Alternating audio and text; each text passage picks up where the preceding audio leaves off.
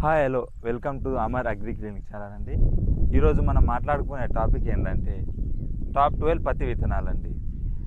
ఇది నేను చెప్పే 12 పత్తి విత్తనాలు ప్రతి పొలంలో అవుతాయి, కానీ ఏ నేలకు ఏది సూటబుల్, ఏ నేలలో ఏది ఎక్కువ దిగుబడి ఇస్తుంది, ఏ నేలకు ఏ పంట వేస్తే మనకు కావాల్సిన దిగుబడి వస్తుంది.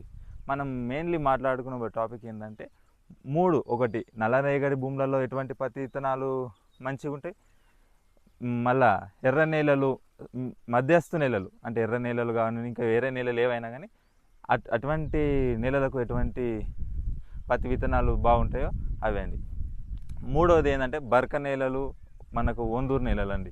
దీనికి ఏ ఏ పత్తి విత్తనాలు బాగా సూటబుల్ అవుతాయో అట్లా చెప్తానండి. నల్లరేగడి భూములకు మనకు బెస్ట్ టాప్ ఒక 5 రకాలు చెప్తానండి. ఇది ఎట్లా అంటే నల్లరేగడి భూములలో చాలా మటుకు ఏ పంట వేసినా 100% రిజల్ట్ ఉంటుందండి. మనం లాంగ్ టర్మ్ అంటే ఎలా అంటే మనకు 140 నుంచి 150 రోజుల పత్తి విత్తనాలు వేసుకుంటే మంచి రిజల్ట్ వస్తుందండి.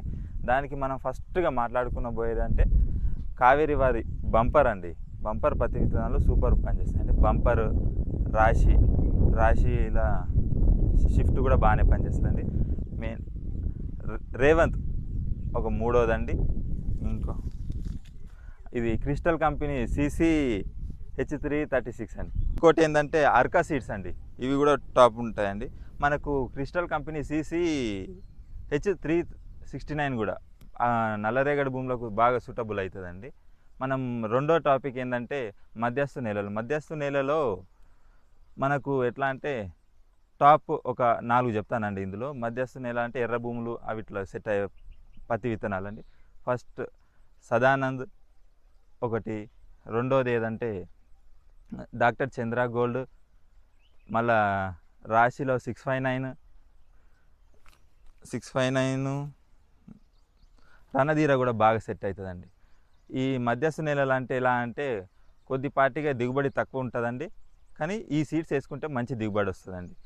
మన మూడోది అయితే బరక నేలలు లేదా చౌడు నేలలు, వీటికైతే మనం చూసుకున్నట్టయితే ఒక 3 చెప్తానండి. ఎందుకంటే ఇందులో మనకు షార్ట్ టర్మ్ సీడ్ వేసుకోవాలండి. ఎందుకంటే మనకు ఎక్కువ వర్షాలు పడ్డప్పుడు ఏమో ఒందూరు పడుతుంది, తక్కువ వానలు పడితే ఎండిపోతుంది. కాబట్టి మనం ఇందులో షార్ట్ టర్మ్ అంటే జల్దీ కాపొచ్చే పత్తి విత్తనాలు వేసుకోవాలి. అందులో చూసుకున్నట్టయితే మొదటిది నూజివీడు కంపెనీ వారి నవనీత్ అండి, టాప్. ఇది నూజివీడు వారి నవనీత వేసుకుంటే మంచి రిజల్ట్ ఉంటుందండి. ఇంకోటి ప్లాటినం అండి.